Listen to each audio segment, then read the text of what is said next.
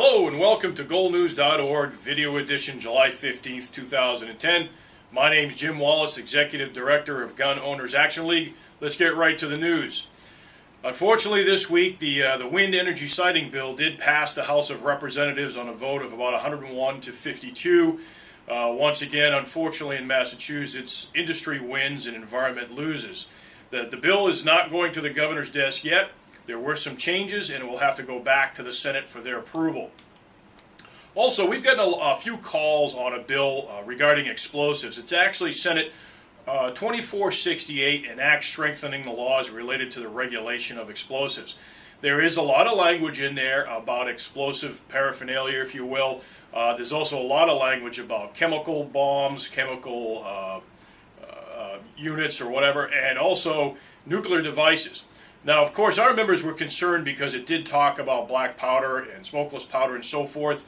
I am happy to tell you that one of the main sponsors of the bill, Senator Stephen Bedore, who's actually A+ rated by Goal, made sure that all of our concerns were addressed in the bill. There are exemptions for reloading components, for actual ammunition. It goes up to, I believe, 50 pounds of smokeless powder and 5 pounds of black powder, which actually follows the regulations that currently exist here in Massachusetts. And if you need more information about those current regulations, you can certainly go to the Goal website and download those forms. House 4102, the governor's Lawful Citizens Imprisonment Act, is still alive and well, unfortunately, with 2 weeks left in the legislative session. Gun owners across the state and citizens should be contacting the House of Representatives and ask them not to support any part of this bill. We don't want any more gun control laws in Massachusetts. We need to deal with civil rights and public safety, which is Goal's bill, House 2259. Again, Ways and Means Committee may poll on this soon. We've been hearing about this for a few days, and if you want to contact the committee before it even gets out to the House floor, you can do so by going to goal.org waysandmeanscommittee.html and get the information on who's in the committee and how to contact them and ask them to oppose this bill even before it comes to the floor. Again, House 2259, Goal's Civil Rights and Public Safety Bill. We're hearing the big hold-up on this is the Chief's discretion, that the Chiefs Association is putting an awful lot of pressure on legislators to not remove their discretion claiming public safety issues.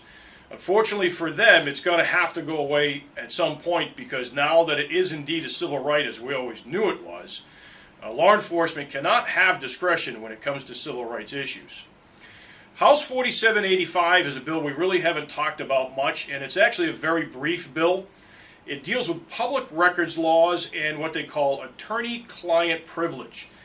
Now, it's kind of an insidious bill if it was passed because basically it would prevent any attorney-client work within government agencies to be available for public records disclosure if, and I have it here in front of me, if it would affect the bargaining or litigation position of the state agency concerned. Well, if you think about all the places in government where attorneys work, there virtually would be nothing available to the general public if they wanted information about what the government was doing. So this is kind of a side bill that we need to kind of keep an eye on as it moves forward here in the last 2 weeks of the session. And also, lastly, there's a Women on Target event down at Monument Beach Sportsman's Club, August 14th, 2010.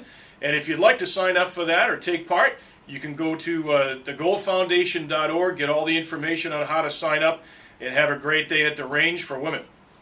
Well, that wraps it up this week for goalnews.org Video Edition, July 15th, 2010. We'll see you next week.